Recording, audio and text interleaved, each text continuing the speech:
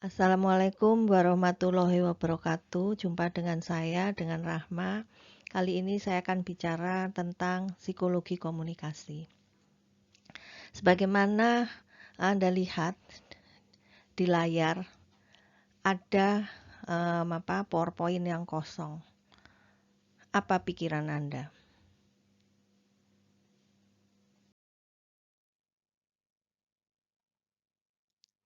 Sekarang Anda lihat gambar ini. Gambar apa? Tidak ada yang salah. Ada yang melihat gambar ini sebagai gambar wajah berhadapan-hadapan. Ada yang melihat gambar ini adalah gambar vas, gambar cawan. Tidak ada yang salah dari apa yang Anda sebutkan tadi.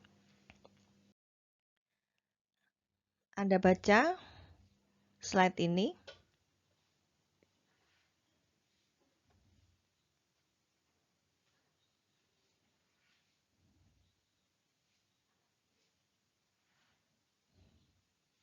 Oke, ketika Anda selesai membaca atau dalam proses membaca, apa yang ada dalam pikiran Anda?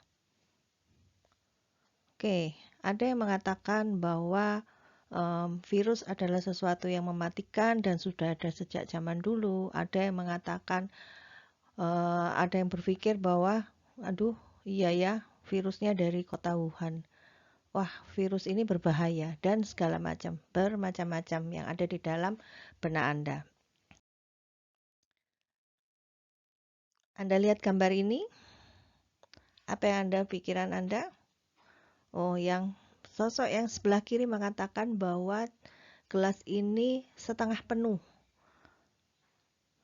Sementara orang yang di sebelah kanan saya mengatakan bahwa gelas ini adalah setengah kosong.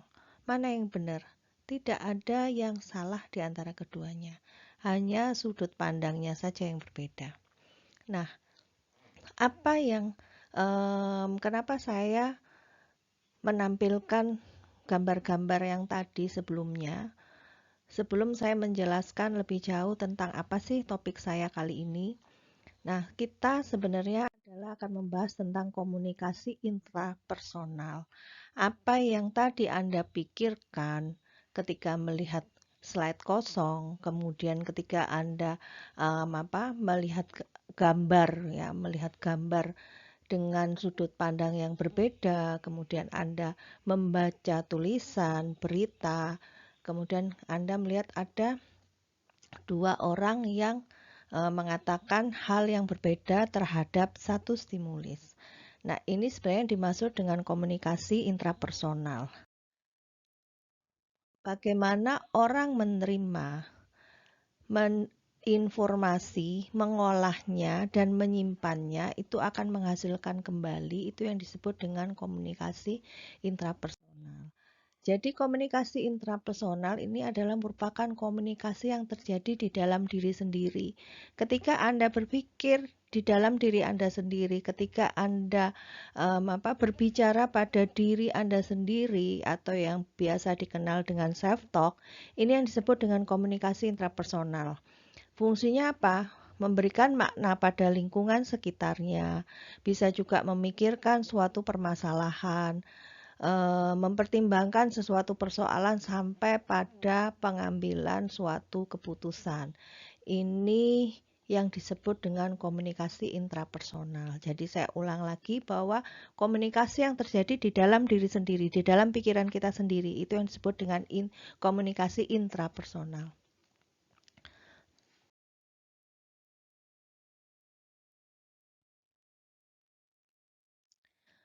Nah, proses dari komunikasi intrapersonal itu sendiri itu terdiri dari 4. Sensasi, persepsi, memori, dan berpikir. Ini memang bukan terjadinya satu-satu, tapi ketika itu ada di dalam pikiran kita, terjadinya semacam rentetan langsung. Sensasi, persepsi, memori, berpikir. Nah, kita bahas satu-satu. Sensasi itu adalah proses menangkap stimuli. Kemudian persepsi, proses memberikan makna pada sensasi yang menjadi suatu pengetahuan baru. Sementara memori itu adalah proses menyimpan informasi dan memanggilnya kembali. Sementara berpikir itu adalah mengolah dan memanipulasi informasi untuk memenuhi kebutuhan atau memberikan respon. Kita bahas tentang sensasi. Sensasi dari kata sense yang merupakan alat penginderaan yang menghubungkan organisme dengan lingkungan. Nah, sehingga kalau kita bicara sensasi, kita bicara alat indera. Nah, melalui alat indera, manusia akan memperoleh pengetahuan dan semua kemampuan untuk berinteraksi dengan dunianya. Apa saja yang menyentuh alat indera dari dalam atau dari luar itu disebut dengan stimuli. Misalnya, saat Anda sedang membaca tulisan saya, ini adalah stimuli eksternal. Padahal pikiran Anda saat ini sedang diganggu oleh perjanjian utang yang habis waktu hari ini. Ini adalah stimuli internal. Jadi sensasi itu bisa dari luar ataupun dari dalam. Nah, ketajaman sensasi itu juga dipengaruhi oleh faktor-faktor personal. Jadi contohnya nih, gudeg yang manis bagi orang Jawa Timur itu biasa-biasa aja bagi orang Jogja. Ini yang pernah saya alamin di daerah Bondowoso ya. Di daerah Bondowoso itu ketika saya bicara, mereka cerita gudeg, mereka nggak suka gudeg. Kenapa? Manis. Menurut mereka gudeg itu cocok untuk kolak. Padahal kalau untuk orang Jogja ya biasa, gudeg enak gitu. Nah, kenapa itu terjadi? Karena mereka lebih suka makanan yang sifatnya asin. Sementara orang Jogja suka dengan makanan yang sifatnya manis. Nah, sehingga ketajaman dari sensasi setiap personal itu akan berbeda-beda. Bisa juga tergantung dari budaya ataupun kebiasaan yang ada dalam setiap orang. Nah, perbedaan sensasi, nah ini juga tadi sudah saya jelaskan, bisa juga karena ada perbedaan pengalaman atau lingkungan budaya di samping dengan kapasitas alat indera yang berbeda. Perbedaan alat indera itu bisa menyebabkan perbedaan dalam memilih pekerjaan, memilih jodoh, mendengarkan musik. Sehingga kalau Anda bayangkan ya, kalau misalnya setiap manusia kapasitas alat inderanya sama, nah, bisa rebutan itu semuanya. Sementara katakanlah barangnya cuma sedikit gitu. Nah, ya kita beruntung karena memang kapasitas alat indera dari setiap manusia itu berbeda. Nah, sensasi ini juga akan mempengaruhi persepsi. Nah, sekarang kita bahas persepsi. Persepsi itu apa sih yang dimaksud dengan persepsi? Persepsi ini adalah pengalaman tentang objek, peristiwa, atau hubungan-hubungan yang diperoleh dengan menyimpulkan informasi dan menafsirkan pesan. Persepsi akan memberikan makna pada stimuli indrawi atau yang disebut dengan sensori stimuli. Apa saja yang mempengaruhi persepsi? Perhatian atau attention. Ini juga akan mempengaruhi persepsi.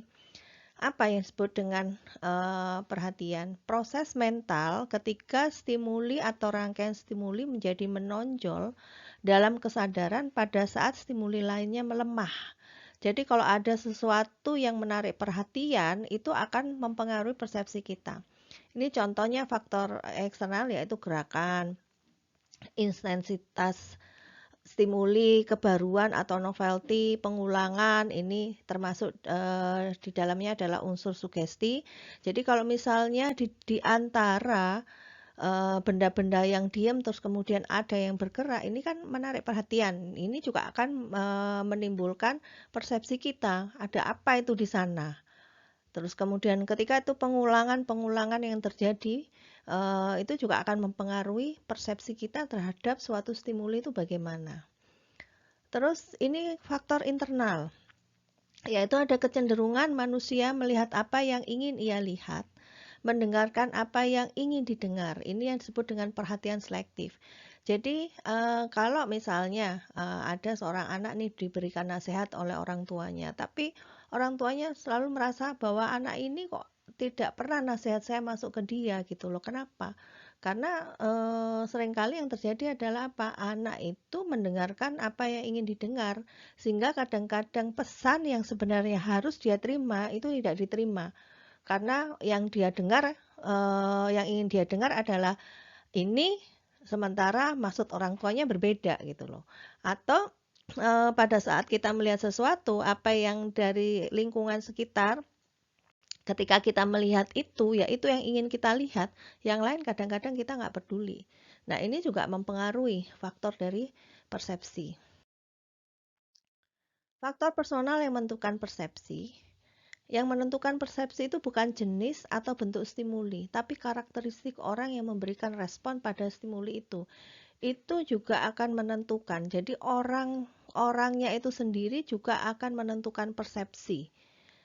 Nah, kebutuhan, pengalaman sebelumnya, kondisi biologis, nilai sosial, suasana emosi, latar belakang budaya, kesiapan mental, dan lain sebagainya. Ini juga faktor yang mempengaruhi atau yang bisa menentukan persepsi seseorang itu bisa berbeda. Jadi kalau kebutuhan antara si A dengan si B yang berbeda dengan stimuli yang sama, itu juga akan menimbulkan persepsi yang berbeda atau pengalaman sebelumnya maupun kondisi biologis yang terjadi pada diri seseorang. Nah, kemudian kerangka rujukan atau frame of reference ini juga faktor personal yang menentukan persepsi. Bagaimana orang akan memberikan makna pada pesan yang diterima, sehingga frame of reference ini adalah apa ya, kerangka rujukan antara A dengan B ketika berbeda, dia juga akan mempersepsi stimulus yang sama secara berbeda. Nah, sementara faktor struktural yang menentukan persepsi itu adalah jika kita ingin memahami suatu peristiwa, kita tidak dapat meneliti fakta-fakta yang terpisah. Kita harus memandangnya dalam hubungan keseluruhan. Nah, kita coba Anda baca ini, si A. Si A adalah orang yang cerdas, orang yang rajin, tapi dia impulsif, kritis, kepala batu, iri. Nah, sementara si B ini orang yang iri dan kepala batu, tapi dia kritis, impulsif, rajin, dan cerdas. Bagaimana persepsi Anda terhadap si A dan si B? Nah, ini bagaimana konteks menentukan makna. Ketika Anda tahu si B cerdas, rajin, tapi dia impulsif, kritis, kepala batu, dan iri, ada yang orang mempersepsikan, waduh dia itu orangnya iri, kepala batu, gitu. Nah, sementara si A, dia impulsif, rajin, dan cerdas. Nah, ini tergantung bagaimana Anda, konteksnya. Kalau Anda menekankan pada hal yang di belakang, maka Anda akan mengatakan si A adalah kepala batu dan iri, padahal dia cerdas dan rajin juga gitu loh. Si B sementara cerdas dan rajin, padahal dia juga punya karakteristik yang hampir yang sama dengan si B atau malah sebaliknya. Nah, ini juga yang dimaksud dengan konteks menentukan makna. Bisa juga ketika kita bicara, oh si B ini loh cerdas rajin, tapi ya memang dia sedikit iri sih, ya. Sehingga kita mengatakan, oh dia cerdas dan rajin. Nah, sementara si B ini orangnya iri dan kepala batu, tapi dia cerdas sih dan rajin gitu. Tapi karena penekanan kita pada iri dan kepala batu itu yang dipersepsikan oleh orang terhadap si B. Asimilasi atau kontras. Nah, sifat-sifat kelompok itu menonjolkan atau melemahkan sifat individu. Jika individu dianggap sebagai anggota kelompok, semua sifat individu yang berkaitan dengan sifat kelompok akan dipengaruhi oleh keanggotaan kelompoknya. Ini yang disebut dengan efek asimilasi atau kontras. Sehingga yang dimaksud di sini adalah orang akan masuk ke dalam sifat-sifat kelompok atau bisa juga kalau memang individunya itu adalah individu yang cukup kuat, dia juga bisa mempengaruhi kelompok. Contohnya misalnya si Bejo yang dikenal sebagai tokoh Gali yang berpakaian jelek, maka Anda akan menilai pakaiannya kusut dan kotor. Nah, jika pakaian yang sama akan dikenakan oleh si Udin, kiai yang miskin, maka Anda akan berkomentar sebagai pakaian yang lusuh, tapi ditambal rapi dan bersih. Karena apa? Karena ini kita tahu si Bejo tokoh gali, sehingga kita mengatakan pikiran kita adalah negatif, sementara si Udin adalah kiai. Eh, Principle Principle of similarity, kesamaan dan kedekatan, ini juga mempengaruhi persepsi. Nah, ini sering dipakai oleh komunikator untuk meningkatkan kredibilitasnya. Jadi, contohnya nih ya, kalau kita duduk di belakang Presiden RI, kita menjadi terhormat, seolah-olah kita mendukung beliaunya.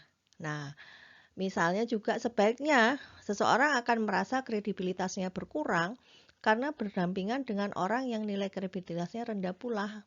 Misalnya ketika bersama-sama dengan orang dengan tingkat sosial di bawah gitu. Maka kadang orang juga merasa, waduh, aku kok menjadi tidak pede ya, kok merasa berbeda. Nah, ini disebut dengan principle of similarity atau kesamaan dan kedekatan. Nah, kemudian proses yang selanjutnya adalah setelah sensasi, persepsi, adalah proses memori. Nah, memori itu adalah sistem yang sangat berstruktur yang menyebabkan organisme sanggup merekam fakta-fakta tentang dunia dan menggunakan pengetahuannya untuk membimbing perilakunya. Jadi dalam memori itu melewati 3 proses, yaitu perekaman. Jadi ketika kita tadi ada sensasi, kemudian kita mempersepsi, kita merekam encoding. Kemudian kita menyimpan storage dan kita kemudian akan melakukan pemanggilan kembali, yaitu retriever.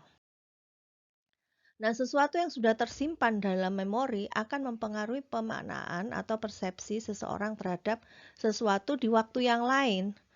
Dalam berpikir untuk memutuskan atau memerintahkan sesuatu, seseorang akan membuka memorinya untuk mengetahui apa yang perlu dipertimbangkan dalam memutuskan sesuatu, atau siapa yang perlu diperintahkan untuk melakukan sesuatu tersebut. Dengan kata lain, memori memiliki peran penting bagi individu dalam menentukan persepsi dan berpikir. Misalnya ketika contohnya Anda tiba-tiba memegang suatu benda dan Anda itu akan kembali ke memori apa yang Anda rasakan. Dingin. Nah, Anda sudah pernah merasakan sensasi dingin. Itu sensasi. Masuk ke dalam pikiran dingin, memori. Nah, atau Anda belum pernah katakanlah ini seorang anak belum pernah makan makanan yang pedas. Maka ketika dia makan sesuatu yang pedas, dia tidak tahu bahwa itu adalah pedas. Tapi kemudian itu adalah pengalaman baru yang mengatakan dia pedas, dia tidak suka. Nah, beberapa tahun kemudian, dia secara tidak sengaja memakan makanan yang sama. Akhirnya kan memori, dia begitu dia ada sensasi merasakan, memorinya terbuka. Oh, ini adalah pedas yang dulu pernah saya rasakan. Nah, itu fungsi dari memori. Nah, proses pemanggilan memori itu ada 4 cara. Yang pertama adalah recall, yaitu pengingatan. Ini adalah proses aktif untuk menghasilkan kembali fakta atau informasi secara verbatim. Ini yang disebut dengan recall. Jadi faktanya apa ya? Mengingat-ingat kembali recallnya. Lah, kalau recognition atau pengenalan ini mengenal kembali. Misalnya dengan adanya 2 pilihan jawaban. Oh iya ya, ini punyanya si A atau si B ya kira-kira. Nah, ini recognition. Kemudian relearning, belajar lagi. Menguasai kembali pelajaran yang sudah pernah diperoleh. Contohnya, ketika Anda belajar statistik nih di semester 1, Anda kan belajar nih. Kemudian di semester 6, katakanlah Anda ada mata kuliah yang mengharuskan Anda untuk membuka memori Anda tentang pembelajaran statistik di semester 1. Tapi Anda sudah lupa. Nah, ini yang disebut dengan relearning. Jadi Anda sudah pernah belajar tapi lupa, kemudian Anda belajar kembali. Jadi akhirnya oh iya yang ini ya gitu. Biasanya ketika dalam proses relearning itu jauh lebih mudah dibandingkan dengan proses belajar di mana kita tidak tahu sama sekali. Nah, ini karena apa? Kita membuka memori-memori yang sudah ada. Kemudian reintegration. Ini adalah merekonstruksi seluruh masa lalu dari satu petunjuk memori kecil. Misalnya mencium parfum drakar, membuat sedih karena mengingat pacar yang sudah putus. Itu adalah merekonstruksi. Karena itu adalah sudah lama katakanlah ya, tapi Anda menghindari bau tersebut, tapi beberapa tahun kemudian itu muncul. Nah, itu juga ini yang disebut dengan redisintegrasi. Kemudian setelah memori ada proses yang disebut adalah proses berpikir. Berpikir merupakan manipulasi atau organisasi unsur-unsur lingkungan dengan menggunakan lambang-lambang sehingga tidak perlu langsung melakukan kegiatan yang nampak. Saat berpikir, maka akan melibatkan semua proses yang kita sebut di atas, yaitu sensasi, berpikir, dan memori. Pada saat berpikir, kita memerlukan penggunaan lambang, visual, atau grafis. Nah, ini proses dalam berpikir. Gambaran dalam berpikir menerjemahkan pikiran, kemudian muncul dalam bentuk kata-kata. Jadi berpikir adalah untuk memahami realitas dalam rangka mengambil keputusan, memecahkan, dan menghasilkan baru. Nah, ini tadi semua yang disebut dengan komunikasi intrapersonal yang prosesnya itu bukan terputus-putus, tapi seperti lep, itu semua proses terjadi. Ya, sensasi masuk, persepsi masuk, memori masuk, berpikir masuk. Sehingga ketika kita selesai berpikir, maka kita akan menghasilkan sesuatu. Sesuatu itu apa?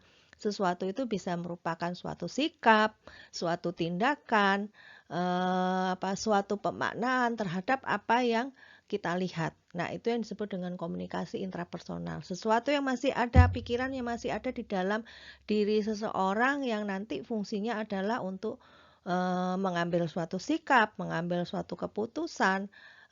Banyak hal yang kita lakukan sebelum kita melakukan suatu keputusan, yaitu kita berpikir yang disebut dengan komunikasi intrapersonal. Demikian penjelasan saya tentang komunikasi intrapersonal. Semoga bermanfaat. Sampai ketemu dengan materi pembelajaran saya yang lainnya. Wassalamualaikum warahmatullahi wabarakatuh.